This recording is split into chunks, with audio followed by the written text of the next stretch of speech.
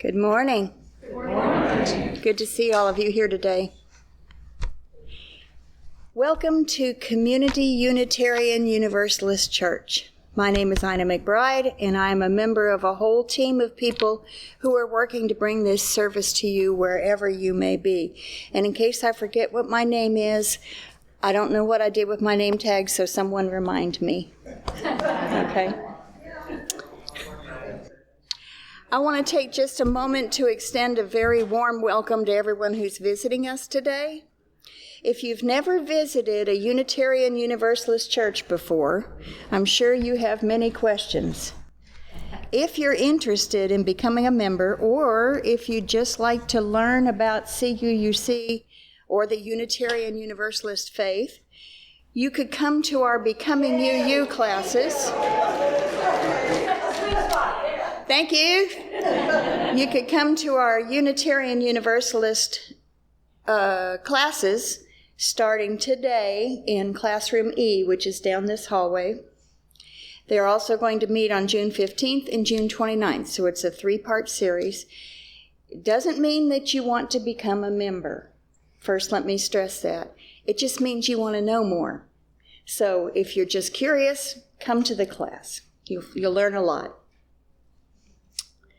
Here's just a little bit about us.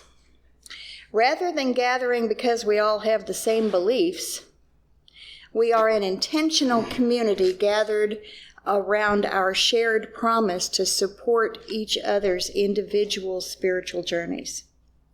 Here at Community, we welcome people of all faiths and no faith in particular. Whoever you are, wherever you are on your journey, you are welcome here. So that's just a little bit about us. We hope that after the service you can stay and chat about today's service and tell us a little bit about yourself. Rabbi Katz will be meeting with us for a short period of time during church chats because he has another appointment, but he will be there, so I hope you can all stay to meet him and ask questions. We have a book in the center shelf between the 2 cabinets in the back. Sandy says the book in the nook in the back, where you can write any joys or concerns or sorrows that you wish to have shared with the community this morning. Feel free to just get up at any time and go there and write in it.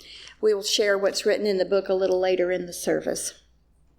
Our flowers this morning are not actually flowers. They're olive branches, and on the altar table we have barley. These are symbols of peace and of redemption and transformation. I hope that you enjoy them. And after the service, if you want a piece, just come up and get some. So take it home. Today, we are privileged to have back with us again our guest speaker, Rabbi Neal Katz. Neal has served as the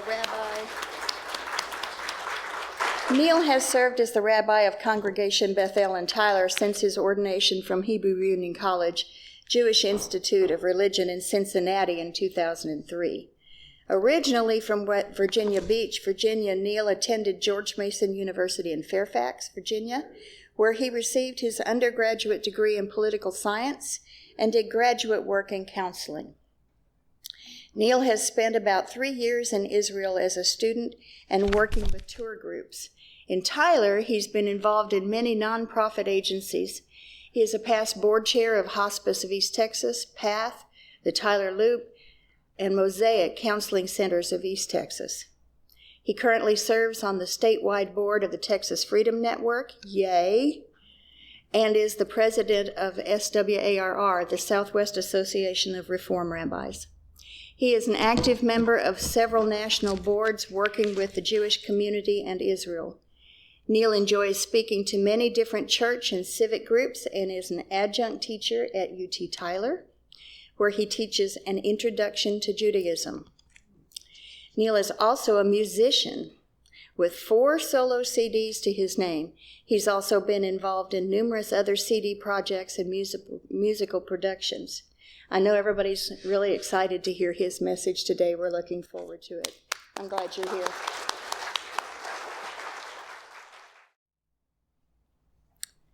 We're about to enter a sacred time. We're about to make this time and this place sacred by our presence and our intention. Please turn off or silence your phones. And as you do so, I invite us also to turn down the volume on our fears, to remove our masks, and to loosen the armor from around our hearts. Do it as slowly as you need to. Take my word for it. If you take a little risk with these good folks, you may find that they have the same human needs as you do. Everybody breathe. And out. Let go of the expectations placed on you by others and those they taught you to place on yourself. Drop the guilt and the shame, not to shirk accountability, but in honest expectation of the possibility of forgiveness. Let go of the thing you said the other day. Let go of the thing you're dreading next week. Be here in this moment. Breathe. Here. Let us worship. Our reading this morning comes from Nica, Eaton-Guinn. It's called Stirrings of Compassion. Great Spirit of life, Spirit of love, God of many names and no names, come unto us, for we know not what we do about the many heartbreaking wars around this world. We know not what to do for all of those who are suffering. Sing in our hearts all the stirrings of compassion. Compassion for the oppressed, for those who are scared and hurting, compassion for those who are sick and in pain.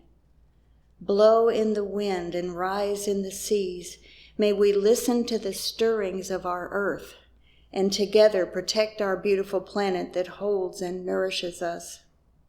Move in our hands so we may give life the shape of justice, that all may experience equity, freedom, and dignity. Roots hold us close so that we may feel a connection to this earth and to one another, interconnected in all. Wings set us free so we may soar with inspiration, creativity, and vision. Spirit of life, come to us so we may be whole and live lives of value and purpose. Amen. So it's good to be back here at UU. For those of you who remember, I was last here in September of 2023, which in the Jewish world we called that the good old days, right? Oh, when I look back, I was like, oh, that was halcyon days. Only a couple weeks later, it all went south. So, but that's not what I'm here to talk about. I'll share that for those who don't know me, I jokingly say I've been in Tyler for 22 years. I was always on the Unitarian circuit. So I was between Lufkin, Tyler, Longview, Huntsville, UU Dallas with Dan Cantor. So I've kind of been around, mostly in East Texas. But when Ina asked me to come out here because her sister is Tyler UU, so that was the nice connection there. So when the question came about what do you want to talk about today, I was just talking, something I like to do is do a text study, and it's a little difficult to do text study to people who aren't accustomed to Jewish text study, so I'm going to make it as easy as possible by saying it as fast as possible. I'm kidding. What I'm going to do, and I think I did it last time, is I kind of gave a lot more historical context for what was going on in the text. That's not really necessary today because it's more the messaging, you'll know what I mean. So we're going to talk about Hillel, and Hillel lives in the 1st century BCE. Christians call it BC. We call it BCE, before the Common Era, but we're still talking about the year 0 before that, right? So Hillel comes along, and just in a little bit of historical context, For 1,000 years, the Jewish community had a building in Jerusalem called the Temple. There was Temple 1, got destroyed, and it was out for about 100 years. Then it got rebuilt, and then there was a second temple. And that second temple compound kept getting bigger and bigger. You actually had a picture of one of the retaining walls of it up here earlier, which I caught, which was beautiful, called the Western Wall, or Christians call it the Wailing Wall. But that second temple was ultimately destroyed in the year 70. So for people who like timelines, if Jesus dies around 30, so we're talking 40 years later, is when the temple gets destroyed. So for about 1,000 years, the center of Jewish life and worship was that building and that structure of Levites and priests and chopping up animals and sacrifice and so forth. But since the temple has been destroyed in the year 70, it has not been rebuilt. Right? If you look at the beautiful Jerusalem skyline and see the gold dome, that physical place, which is the third holiest Muslim site, called the Dome of the Rock, which is a beautiful space, that is where it was. So in order to have the third temple, you can't have the third holiest Muslim site. So just before we get into geopolitics here, I'm fine not having the third temple. Because, and this is the important catch here, because Judaism underwent a major transformation. And that's what I talked about last time I was here a couple years ago, which is post-70, after the year 70, it embraced something called Rabbinic Judaism. But it didn't happen. I always tell my students, don't think that the temple was destroyed on a Monday and on Tuesday everybody took a vote and decided to be rabbinic Jews. It was a couple hundred years in the making. And so maybe 200 before the zero, a group of people down the hill from the temple started doing something crazy. They started reading text instead of just chopping up in goats. They started debating and having philosophical arguments and talking about finer points of law. It was kind of an academic project until the temple gets destroyed. Then it becomes the major project of Judaism. It's what we call the Rabbinic Revolution. Punchline is, every Jew you meet today is a rabbinic Jew. Just get rid of the word rabbinic. We are all products of it. So modern Judaism is decentralized, lowercase d, democratic, personal, spiritual, prayer-based. It's not sacrifice-based, and so forth. So but what we're going to look at today is one guy, Hillel, who was one of the key figures in this early rabbinic project. So this is before the temple gets destroyed. And of the many lessons I could teach about Hillel, I think one of the most beautiful lessons is his patience. And we're going to do text study. And believe me, I want to spend 2 hours doing this, but I'm going to go through it relatively quickly.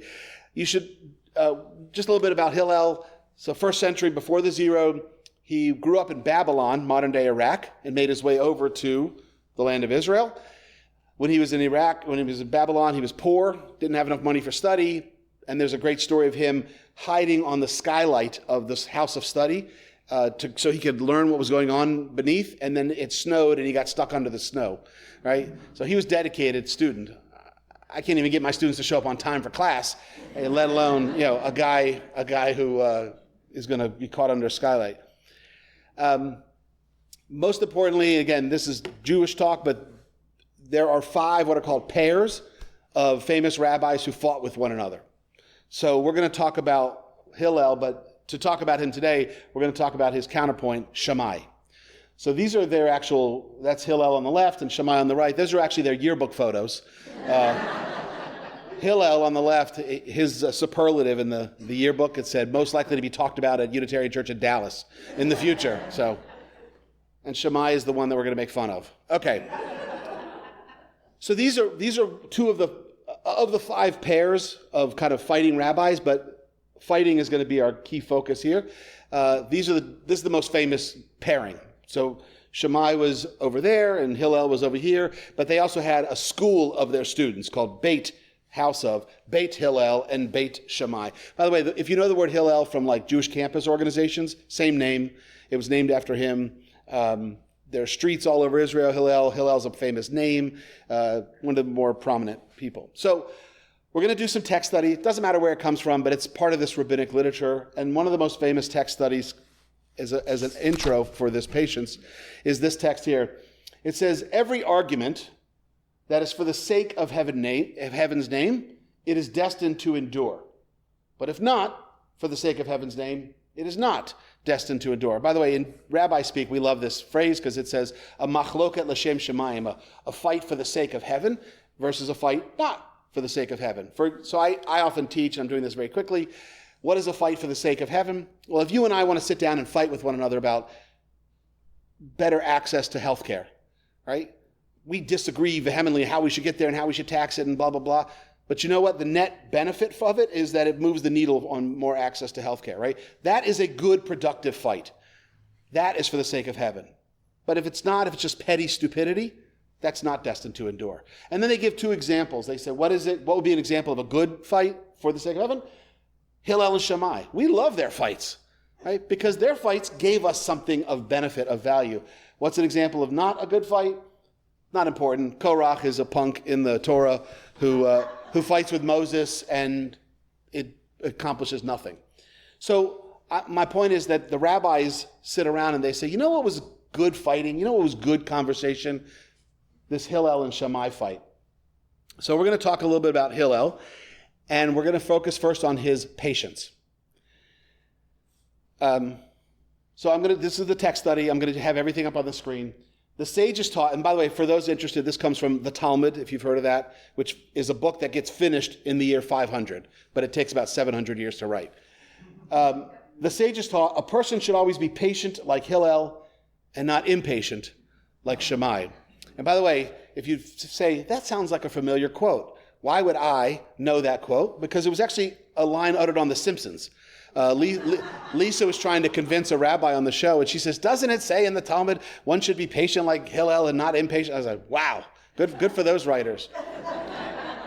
So there's this little parable story, and look, I know who I'm speaking to, so I just want to put it out there up front.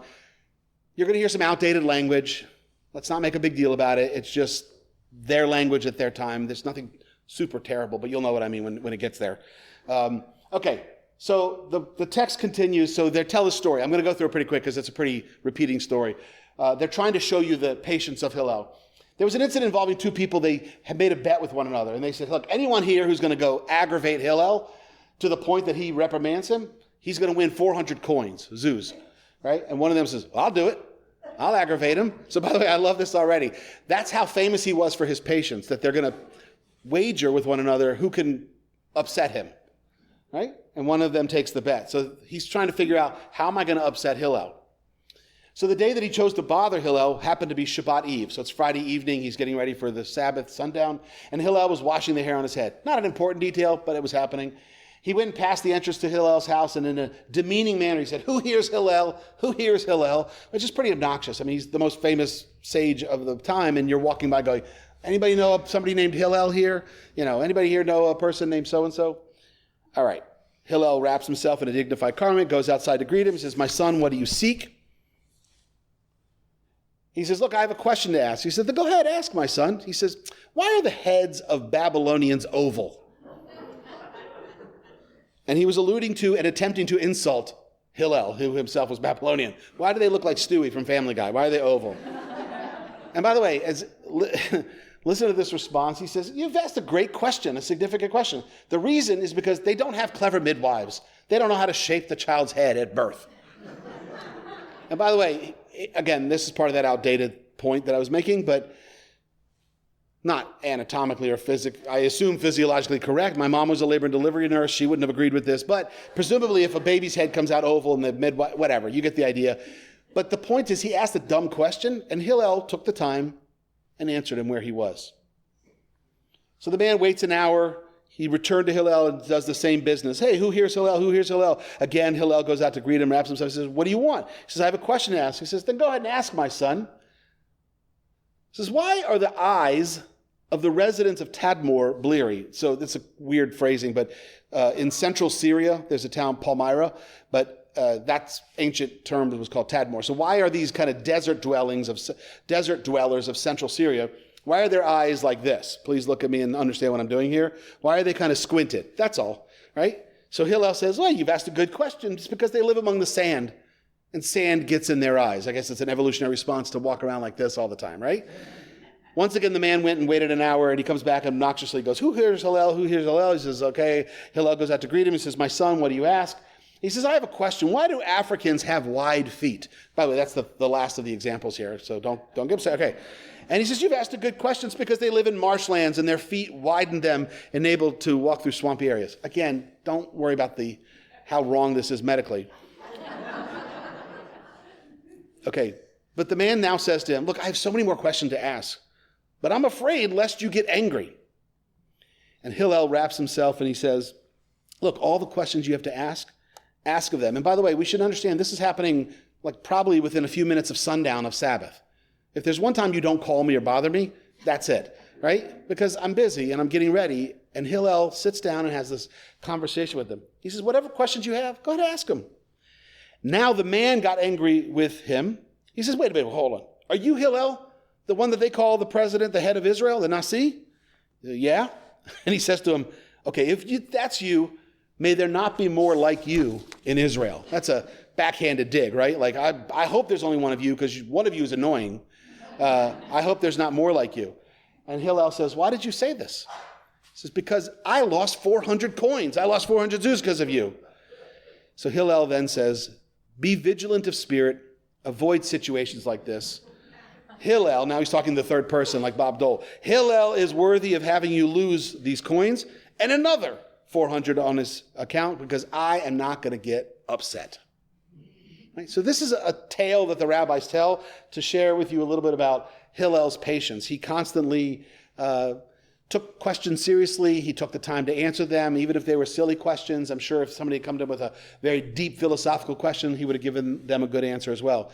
But what I'm trying to set up here is this is the hero for the rabbis. Now, one picture I don't have up here, it's a silly picture that I use in my class, is a picture of, and this will make more sense later, of like a, what do you call it, hash marks? Like you're counting who's winning. You know, I won 3 times, I won 5 times. So there's a silly cartoon of Hillel and Shammai, and Hillel's got hundreds of little hash marks, and Shammai only has 3, right? To suggest that Hillel keeps winning all these legal arguments to Shammai winning only a few. But that'll make more sense in a second. So we're going to hear 2 quick stories. The second one is critically important for Jews because of the punchline of it. And it's about conversion. Somebody converted to Judaism. Today, if somebody's interested in converting to Judaism, it's a long process of study.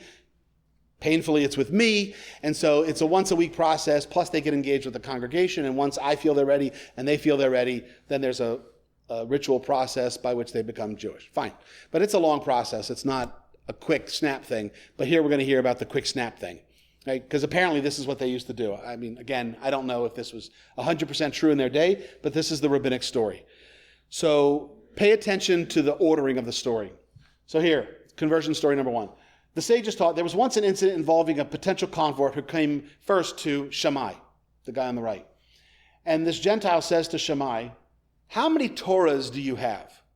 He says 2, the written and the oral. So I'm going to stop there for a second and just do a little side rabbi comment.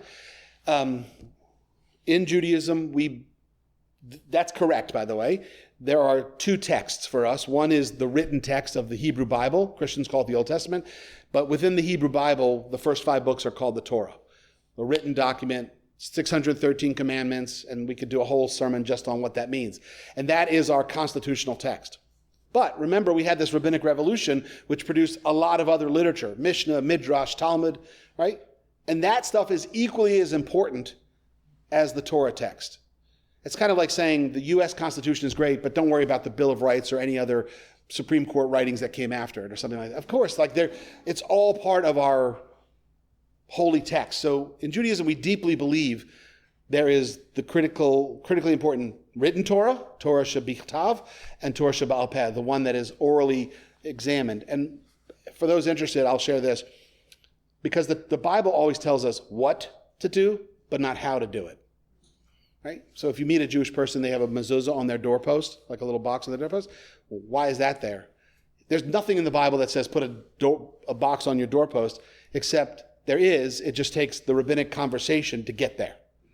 Right? So that's the relationship. So Shammai is correct when he says, how many Torahs do you have? He says, I have 2, the written and the oral. But now the Gentile pushes back and says, you know what? With regard to the written Torah, the Genesis, Exodus, Leviticus, Numbers, Deuteronomy, I believe you. Like, I'll trust you. Like, that's what I want to learn. But this whole oral project that you're doing, yeah, I don't want anything to do with it. I don't believe you. But I want you to convert me on condition that you're just going to teach me the written text. And Shammai scolded him and casted him out with a reprimand. By the way, that translation's probably a little light. He probably punched him. But I mean, if somebody came to me and said, hey, I want to convert, but I'm going to tell you the condition upon which I'm going to convert, which is you're going to just teach me this part of Judaism and not the entirety of it, I may scold him with a reprimand too, right? So, of course, you know what's coming next, the second part. The same guy comes before Hillel, which presumably asked him the same question, just teach me only the written part. And what does Hillel do? He converted him. Boom. He asked him and he converted him.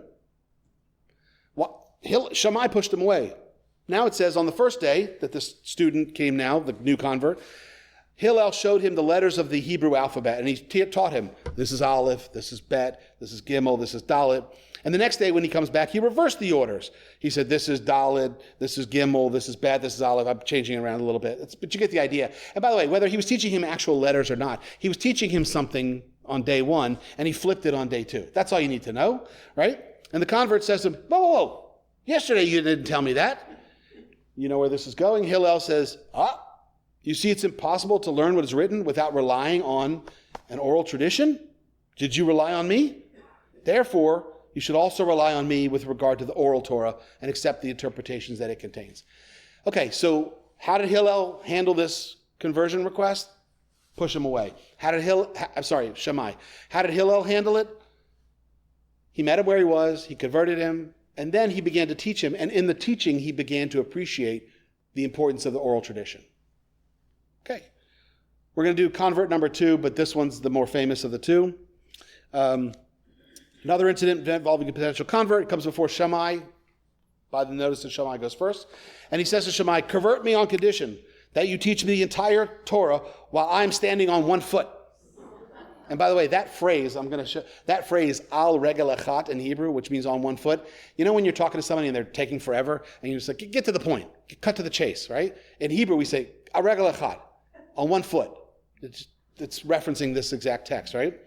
I want you to teach me the entirety of Torah, Genesis, Exodus, Leviticus, Numbers, Deuteronomy, but also the word Torah is a broader term. It means Judaism, Jewish text.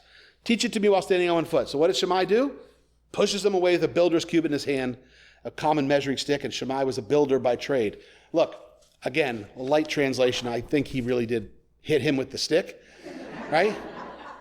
You want me to teach you the entirety of Torah while standing on a foot? Pop. So you know what's coming next. And this one little phrase, this only one slide, is so beautiful. The same guy comes before Hillel, says to him the same thing, and Hillel, of course, boom, converted him. And he does stand, and while standing on one foot, he says, look, that which is hateful to you, don't do to anyone else. That's the Torah. The rest is commentary. Go study. Now, I do want to say this, like if we were to do a whole separate class on the golden rule, right? Do unto others as you would have them do unto you. Well, Jews say it in the negative. Don't do unto others as you that which is hateful to you. That's our version of it coming from Hillel's mouth. Same net benefit, right? We should act in a way that we have some kind of reciprocal appreciation for one another, right? That is really what the essence of Torah is. Now go and study. And again, that phrase, al regel echat, that phrase, go and study, there are books, there are conferences called Go and Study, dedicated to that one phrase. And by the way, if you go to Jerusalem, I hope you all do, in the Knesset, the parliament, in the front, there's this beautiful piece of art, a menorah, and if you kind of zoom in on one little part of the menorah, you get one of the reliefs is Hillel. You see the guy standing on one foot, right?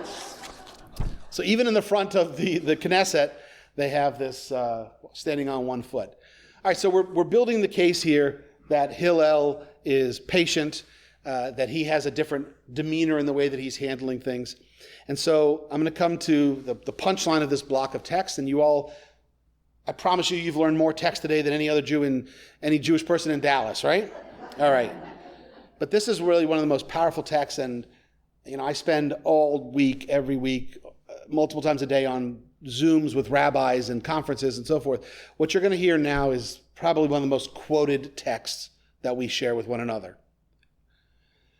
So Rabbi Abba said that Shmuel said, don't worry about that first line. Some guy said, for 3 years, the house of Shammai, him and his students, and the house of Hillel, him and his students, they fought. They disagreed on points of law. And these said, by the way, it doesn't tell you which these, because it doesn't matter. One group over here said, look, the Jewish law, the halakha, it's in accordance with us. And the other side of the room said, but it's with us, right? So for 3 years, they fought as to who was actually in charge. And before I get to the next slide, there's an interesting rabbinic device that they use. It's called the bat kol in Hebrew, the divine voice. This would be a divine megaphone, right? You know, where God speaks down like that, right? And it would sound a little bit like Val Kilmer of blessed memory. You know, he was God in the Prince of Egypt movie, and he was Moses. Okay, God speaks, but remember, it's the rabbis putting the words in God's mouth, getting ready to say this. So we know that these two groups fought, Hillel and Shammai. So what does the voice of God come and do? Say, a divine voice emerged and proclaimed, both these and those are the words of the living God. I'm actually putting it in Hebrew because it's such an important phrase. Elu ve'elu divrei Elohim chayim. There are conferences called Elu ve'elu, these and these, right? Conferences called that. Both these words over here, Hillel or Shammai, and those words over there, Hillel or Shammai, they're all the words of the living God. I'm going to put it in modern context. Democrats over here, Republicans, these are all the words of the living God. I know it hurts our ears, but, right? That's what the voice comes down and says. Ready for this? But now the divine voice says, oh, by the way, Jewish law goes in accordance with Hillel. Right? So we would love a voice to come down and say, look, all the people in the Congress are right. They all have the words of the living God, but that one's correct. Right? That would be fun. That's not how it works. But it begs the question, and this gets to our punchline here, it begs the question, since both these words and those words, if they're all the words of the living God, Elu ve'elu, why was Hillel privileged to have Jewish law established in accordance with their opinion? That's a fair question. They're all important. Then why does Hillel get to win? Punchline. Because Hillel and his students, they were agreeable. They were forbearing. They showed restraint when affronted. And when they taught Jewish law, they would teach both their own statements and the statements of Shammai.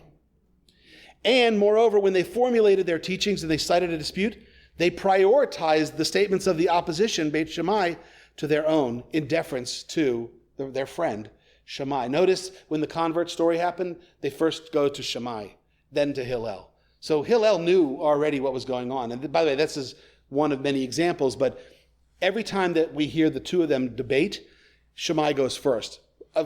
Another tiny example that I can do in 30 seconds is the menorah, the Hanukkah menorah. Famous fight between Hillel and Shammai because they didn't know how to light it. And Shammai goes first, of course, and he says, no. What you do is you light 8 candles on the first night, make it a full display, 7 candles on the second night, 6, 5, 4, and on the last night it should just be the 1 candle. Why? Because you're mimicking the oil that decreased each night. By the way, kudos to Shammai. I happen to agree. What a beautiful sentiment, right? Hillel comes later and says, no. We're going to light 1 on the first night, 2 on the second night. It's the exact opposite. And on the 8th night, we'll have 8 burning candles. And his logic then is, we're not here to mimic the decreasing oil. We're here to mimic the increasing miracle of what Hanukkah is. And then he has this beautiful phrase, that which ascends in holiness doesn't descend. So if you ask a Jew today, how do you light the menorah? They'll go, you light 1 on the first night, 2 on the second night. They're quoting Hillel, right? But remember what Hillel did. He first let Shammai go first, thought about it, cited him, processed it, then gave his opinion. Ultimately, Judaism lands that this is the most powerful way to engage the world around us. It's the most powerful way to listen to debate, to hear what's going on. And I'm looking at the time, and I know I'm pushing it, but so much of me wants to share this next story, and I'm going to do it as quick as I possibly can. And I'm going to go right into politics to end this, but it's not problematic politics, I don't think. It's good old days politics. This is how I usually teach my students when I'm trying to share that there's value. So in 2009, March of 2009, Obama had just been in power. He had been inaugurated in January. And I was at a conference in D.C. It was kind of a Jewish political conference with an organization I'm involved with. And one of the people that was there in a small group study, just kind of a small circle, was David Axelrod. If you know David, he was the chief, what was his job? Chief of staff, I guess, yeah. So the big deal was, when we were sitting down having this conversation, is that a few weeks prior, when Obama became president, he had to make a decision about Afghan troops. So the question was, does he withdraw the number of troops in Afghanistan, which I think was a campaign promise? Does he increase the number of troops in Afghanistan, which is what the military generals want? Or does he leave it the same, right? And because they asked him on a Monday and he didn't have the answer by Monday at 5 p.m., Fox went ballistic, right? Because they're like, this guy can't make a decision. Come on. What is it? And then Tuesday comes, and 3 weeks go by, and they're waiting. And now that's just proof positive that this guy doesn't know what he's doing. He's inexperienced. He doesn't know anything, right? And then the Monday morning of that conference, that's when he came out and said, I think, if I remember correctly, he decided to listen to the generals and added some more troops. That's immaterial. But I remember David Axelrod sitting there and telling us, by the way, the news is coming out, President Obama finally made the decision, and so forth. But he then said, some of you may wonder why it took this long. This is what Axelrod said to our group. He said, it's because he spent the past 3 weeks meeting with every military person that was in part of this process, with the spouses of military service members. He met with all the congressional people. He met with the think tankers. He consulted his own cabinet. He met with everybody and anybody. He met with foreign leaders. He met with anybody and everybody who had an input as to how he should make his decision. And ultimately, he decided to add more troops. So I remember turning to my friend and I said, I kind of don't care what the decision is, because I don't have that level of power, but I love that process. That's very Hillel, right? Take your time, you're agreeable, you're forbearing, you think about other opinions first, you process it in a way that it's not just a knee-jerk reaction like Shammai would do. And I think that that's a powerful value that we have in the Jewish community in terms of how we process the world around us, how we listen to voices of dissent, how we listen to oppositional voices.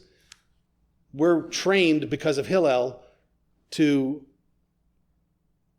prioritize voices. We need to hear them first.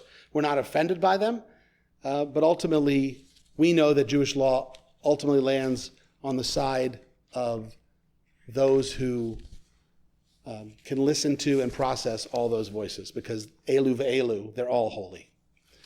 Thank you.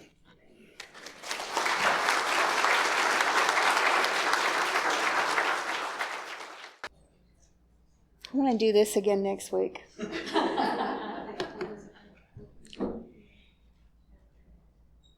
Go in peace. Live simply, gently, at home in yourselves. Act justly. Speak justly. Remember the depth of your own compassion. Forget not your power in the days of your powerlessness, and do not desire to be wealthier than your peers. And stint not your hand of charity. Practice humility. Speak the truth or speak not. Take care of your body. Be good to it, for it's a good gift. Crave peace for all the people of the world, beginning with yourself. And go as you go with the dream of that peace alive in your heart. Amen.